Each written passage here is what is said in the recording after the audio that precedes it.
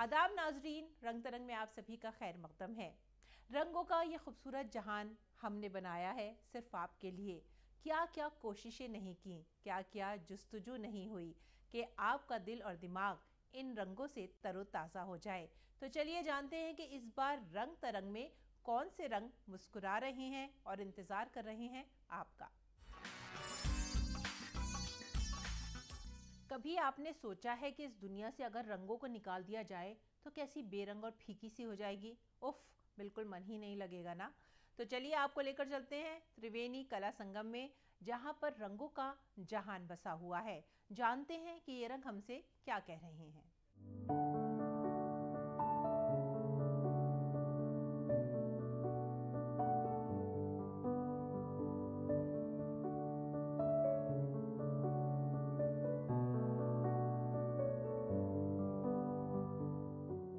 Actually में हमारी surrounding में नेचर, मैं जहाँ रहती हूँ वहाँ बिल्डिंग है, घर हैं, लेकिन पुराना अगर हिस्ट्री देखेंगे तो चेहरे, भीड़ है, पुरानी दिल्ली में भीड़ है। और बाहर थोड़ा सा जाओ, अगर हम इधर राजघाट की तरफ चले जाएं तो नेचर है। या हम बाहर निकलते हैं तो नेचर ही नज़र आता है, मुझे तो नज़र आता है।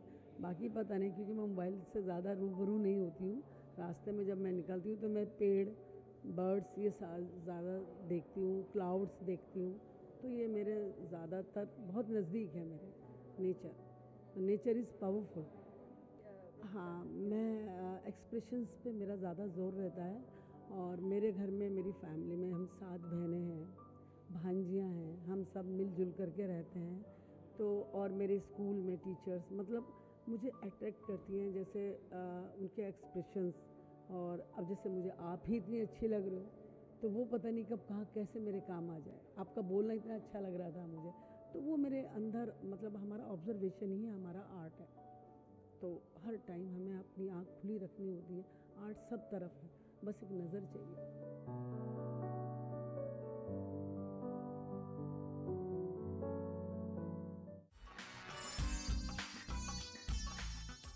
इस कायनात का जर्रा जर्रा कुछ कह रहा है, कभी गाकर तो कभी गुनगुनाकर। बारिश की बूंदें जब टपकती हैं तो जल तरंग बजा देती हैं, चिड़ियाएं चहकती हैं तो संगीत के सुर फिजा में गूंज उठते हैं।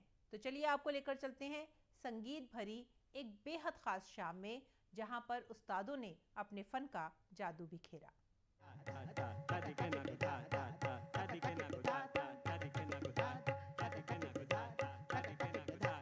राजधानी नई दिल्ली में एक बेहद खास शाम में देशभक्ति और संगीत का संगम देखने को मिला, जब पंडित चतुरलाल मेमोरियल सोसाइटी ने प्रस्तुत किया अमर ज्योति कार्यक्रम का 28वां संस्करण।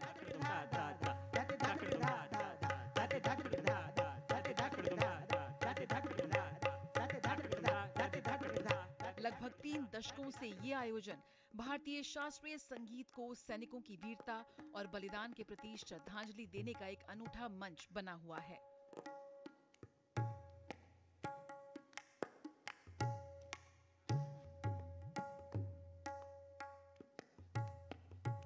इस वर्ष का कार्यक्रम विशेष रूप से यादगार रहा। इस कार्यक्रम में शिरकत की शास्त्रीय संगीत की दुनिया के दिग्गज पद्म विभूषण पंडित हरि प्रसाद चौरसिया ने, जिन्होंने अपनी बांसुरी की मधुर ध्वनियों से सभी को मंत्रमुग्ध कर दिया।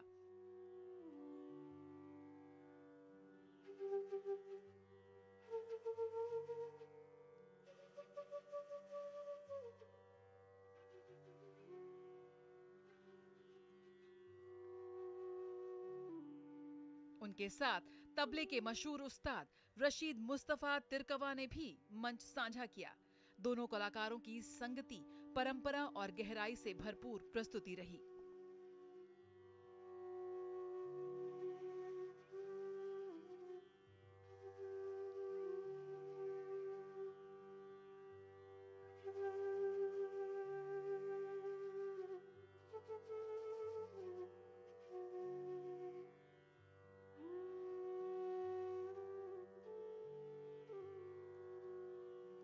कार्यक्रम में युवा ऊर्जा का रंग भरने आए विशेष समूह ब्रह्मांड द यूनिवर्स, जो परंपरा और आधुनिकता का अद्भुत संगम पेश करते हुए दिखे। आज का कार्यक्रम बहुत ही खास था, स्पेशली क्योंकि बहुत ज़्यादा दिल्ली के जितने भी रसिक थे सब ने बहुत प्यार दिया। और ख़ास इसीलिए भी है क्योंकि मेरा जो प्रोडक्शन है ब्रह्मांड, उसकी हमने आज शुरुआत करी है और हम बहुत खुश हैं कि हमने पंडित हरिप्रसाद चौरसिया जी से पहले अपनी प्रस्तुति दी है। यकीनन ये शाम एक संगीत समारोह से कहीं ज्यादा रही। संगीत की ये सुर लहरियां समर्पित थी उन सैनिकों को जो अपना सर्वोच्च निछावर करके भारत की रक्षा करते हैं।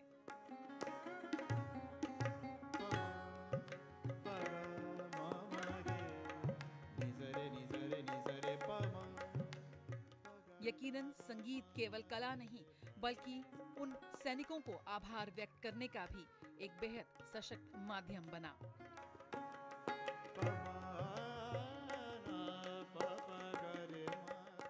रंग तरंग, डीडी न्यूज़।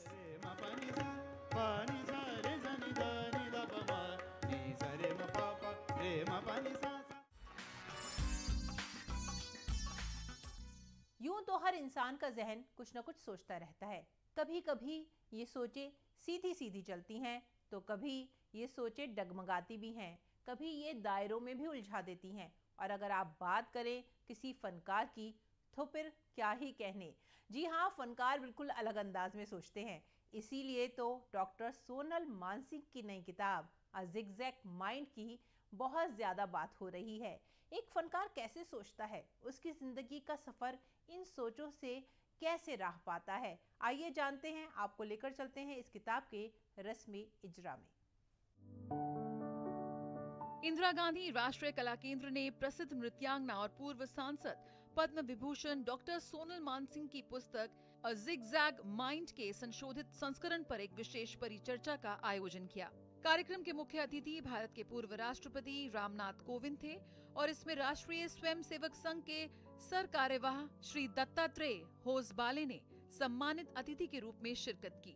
परिचर्चा सत्र की अध्यक्षता IGNCA के सदस्य सचिव डॉक्टर सचिनानंद जोशी ने की। इस कार्यक्रम में अ जिगजैग माइंड में वर्णित विचारों पर एक प्रभावी चर्चा हुई और साथ ही इसके नए संस्करण का विमोचन भी किया गया। ये नया संस्करण पद्म विभूषण डॉक्टर सोनल मानसिंह की एक कलाकार, गुरु, विचारक और सांस्कृतिक प्रतीक के रूप में असाधारण यात्रा को दर्शाता है। एक ही क्षण में कितने परसेप्शंस आते हैं, वो इतना सुंदर श्लोक, यही हमारा जीवन है, यही हम सब हैं। Perception is the key. और वहाँ पे सर्पेंट एंड द रोप वाला मामला नहीं है। Every perception is as valuable as any other. तो मुझे आशा करती हूँ कि जिगजैग माइंड को आप पढ़ेंगे। सरल भाषा है, कोई जड़बा तोड़ लैंग्वेज नहीं है, सरल भाषा है। मैं जैसी सरल हूँ, मेरे विचार सरल हैं, मेरे परसेप्शन सरल हैं। आप ज़रूर पढ़िएगा। ये प्रतिष्ठित पुस्तक भारत की सांस्कृतिक शालीनता को दर्शाती है, जिसमें गुरु शिष्य परंपरा, भारतीय कला में धर्मनिरपेक्षता, नदी संस्कृति और भारतीय परंपराओं की सूक्ष्म परतों जैसे विषयों पर गहराई से चर्चा की गई है। यकीनन ये पुस्तक डॉक्टर सोनल मानसिंह के विशिष्ट कलात्मक अनुभवों का एक मनमोहक संकलन है। रंग तरंग, DD news.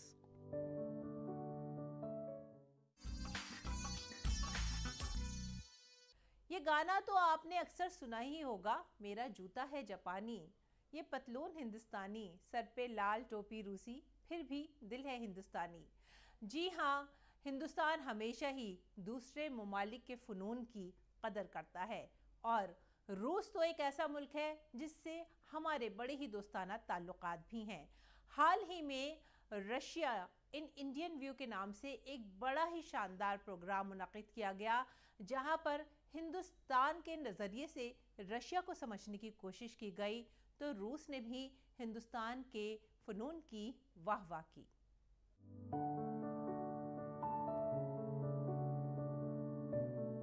Russia and Indian view, ये प्रदर्शनी भारत रूस के अटूट संबंधों का जश्न मनाती है।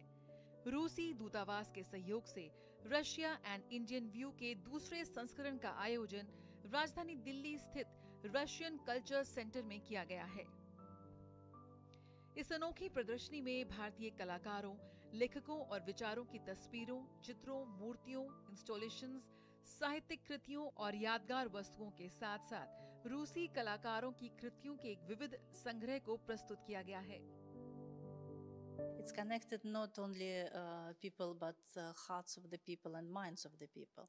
We are very happy that for the second year here we have already traditional exhibition, Indian Russian View, and dozens of Indian artists presented here their works. It has a great attraction also for Russian compatriots and of course for Indians. And I know that a lot of my colleagues from the embassy and other Russian diplomatic staff came here and they were impressed really. ये प्रदर्शनी दर्शाती है कि कैसे पीढ़ियों से भारतीयों ने रूस को अपनी कल्पना में देखा और महसूस किया है। रशिया और इंडिया की जो समानताएं हैं और जो विभिन्नताएं हैं उनको जो है लेकर जो है सामने आए हैं। और जो हमारे आर्टिस्ट भी हैं वो चाहे अभय कुमार जी हों जो डिप्टी डायरेक्टर जनरल हैं आईसीसीआर के, या विनोद भारद्वाज जी हों जो काफ़ी सीनियर आर्ट क्रिटिक हैं, जिन्होंने पोएम हमें दी है जब वो लेनिनग्राद गए थे आज से कई साल पहले 1989 में, जब उनको jury for a film festival बुलाया गया था। तो जो लीना जो उनकी इंटरप्रेटर थी वहाँ पे, और जो उनके साथ जो उनके और उनकी वाइफ के जो है काफ़ी अच्छे संबंध रहे, काफ़ी समय तक रहे, और उनकी याद में उन्होंने एक पोएम लिखी थी जो अंततः उस इंटरप्रेटर लीना तक नहीं पहुंच पाई, जो एक दुख उनको हमेशा के लिए रह गया।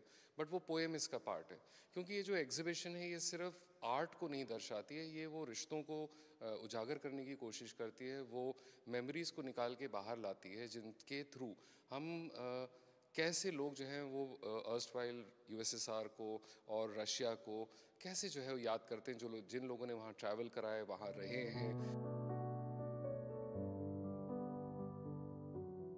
प्रदर्शनी का उद्देश्य कला, स्मृति और आपसी सम्मान की भाषा के माध्यम से दोनों देशों के बीच साझा आदर्शों और ऐतिहासिक पलों को फिर से जीवंत करना है।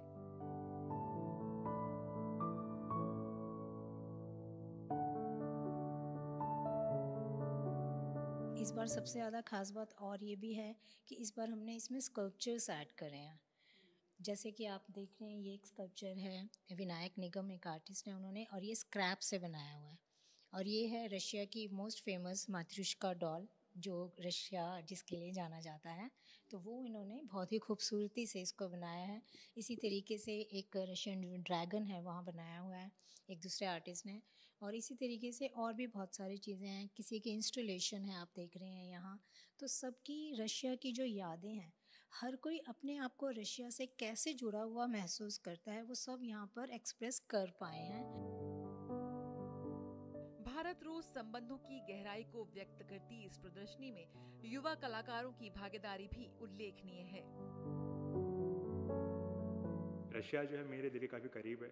डिप्लोमेटिकली, कल्चरली, हिस्टोरिकली मैं काफ़ी ज़्यादा अपने आप को क्लोज फील करता हूँ।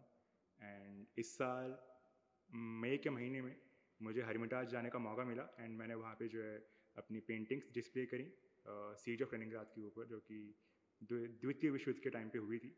एंड मैं काफ़ी लकी अपने को फील करता हूँ बिकॉज मैं पहला भारतीय हूँ जिसने हर्मिटाज के अंदर भारतीय झंडा लेके गया है। Russian artist are like very amazing with their brush works, तो उसको काफ़ी ज़्यादा एडमायर करता हूँ। मेरी पेंटिंग भी मैंने जैसे ब्रश वर्क्स के साथ खेला है, उसमें मैंने इस पेंटिंग को हीलियोस्फीयर नाम दिया है।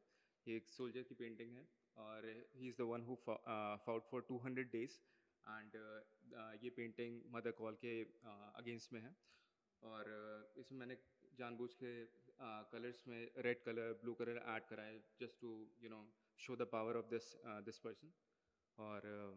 और इस एग्जीबिशन से मैं काफ़ी खुश हूँ, और इस बार काफ़ी ज़्यादा वैरायटी भी है, काफ़ी ज़्यादा कलर भी हैं। ये प्रदर्शनी रूस के समृद्ध इतिहास, प्रकृति और आधुनिक रूप को दर्शाती है। यकीनन जिस तरह भारतीय कलाकारों ने रूस की सुंदरता को अपनी कला में उतारा है, वह सराहनीय है।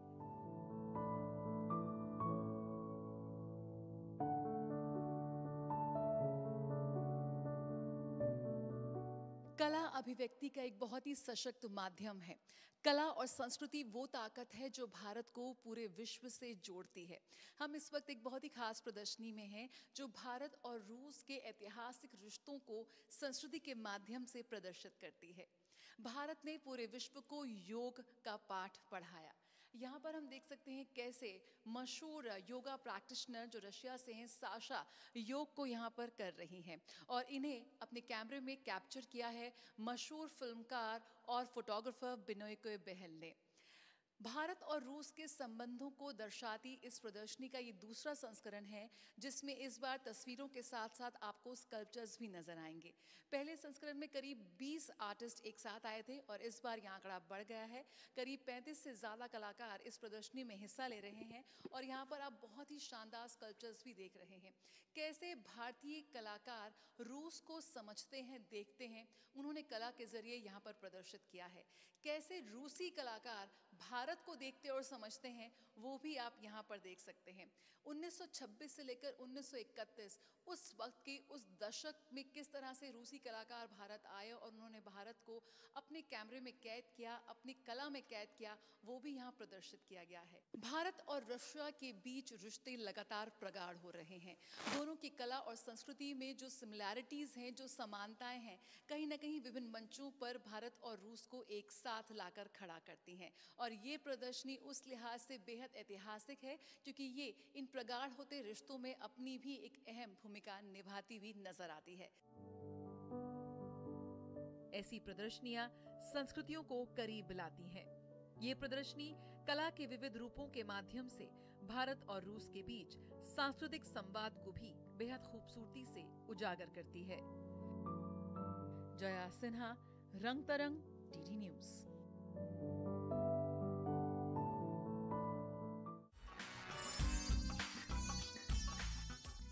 कहते हैं कि वहम का इलाज हकीम लुकमान के पास भी नहीं था। जब शक दिल में सर उठा लेता है, घर कर जाता है, तो कहीं ना कहीं हम उलझ जाते हैं। हम अपने आप पर ही शक करने लगते हैं। एक अजीब और गरीब सी कश्मकश हमको घेर लेती है।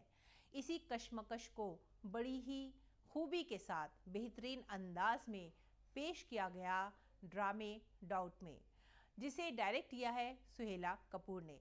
चलिए जानते हैं कि इस ड्रामे के किरदार किस शक में उलझे हुए हैं और इस शक से बाहर निकलने का रास्ता क्या है। What do you do when you're not sure? सोहेला कपूर द्वारा निर्देशित और अनुराधा डार द्वारा निर्मित डाउट, इस नाटक में संजीव देसाई, कविता सेठ, आरती नायर और कृतिका भाटिया जैसे कलाकारों ने अपनी दमदार अदाकारी से दर्शकों का मन मोह लिया। ये नाटक 1960 के दशक के अमेरिका में कैथोलिक चर्च की पृष्ठभूमि पर आधारित है।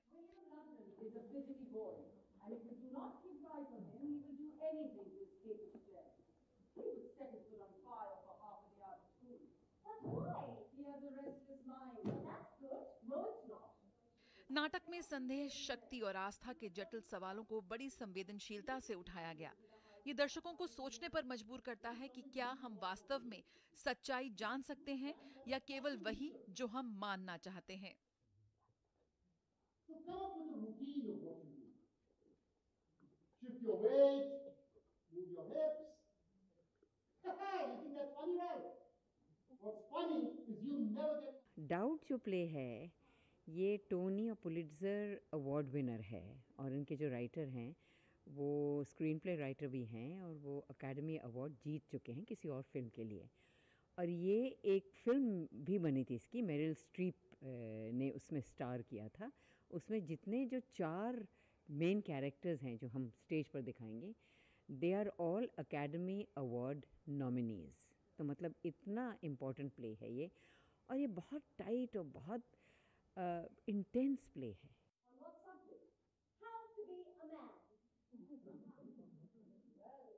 डाउट एक ऐसा नाटक है जो समय और भूगोल से परे है।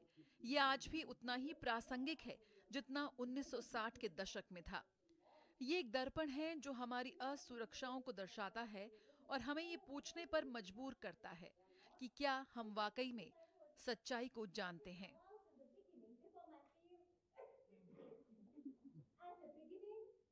और ये प्ले हमने करने की कोशिश इसलिए की थी because this play is very relevant in today's time. It's a beautiful subject, it's a beautiful story, and it has been enacted very well by all the 4 artists.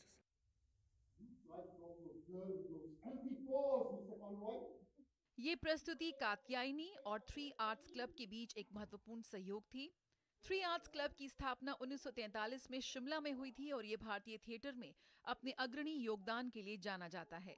2008 में पुनर्जीवित होने के बाद से ये क्लब सामाजिक रूप से प्रासंगिक नाटकों का मंचन कर रहा है.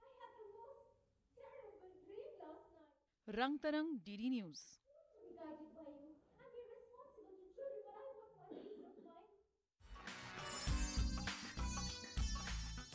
इंसान मिट्टी का पुतला है. ये मिट्टी हमेशा ही हमारे काम आती है. इस मिट्टी को हम कहाँ कहाँ नहीं इस्तेमाल करते. जी हाँ, आपको लेकर चल रहे हैं एक ऐसी आर्ट एग्जीबिशन में जहाँ आपको मिट्टी का एक बड़ा ही अनोखा अंदाज नजर आएगा.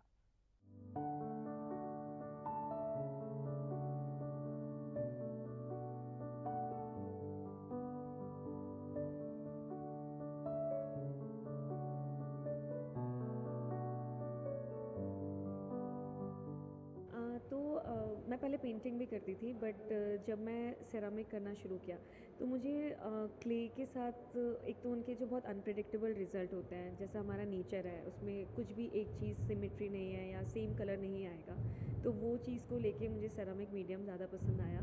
पर जब मैं काम कर रही थी तो मैं अपने काम में थोड़ा सा जैसे ओस की बूंद होती है, ऐसा कुछ इफ़ेक्ट लाना चाह रही थी. तो मैंने कुछ टेक्निक से ग्लास का प्रयोग किया, बट वो मज़ा नहीं आ रहा था क्योंकि वो 800 टेम्परेचर में मेल्ट हो जाता है और हमारा सेरामिक 1200 में पकता है. तो मुझे दिमाग में आया, क्योंकि हमारा ग्लास भी डिपार्टमेंट था सेरामिक का शांति निकेतन में, सो मैंने उसको ग्लास को अलग से ब्लोइंग प्रोसेस लिया, कुछ सॉलिड ग्लास लिए, कुछ हॉलो ग्लास लेके उसको उसमें अलग से इंस्टॉल किया.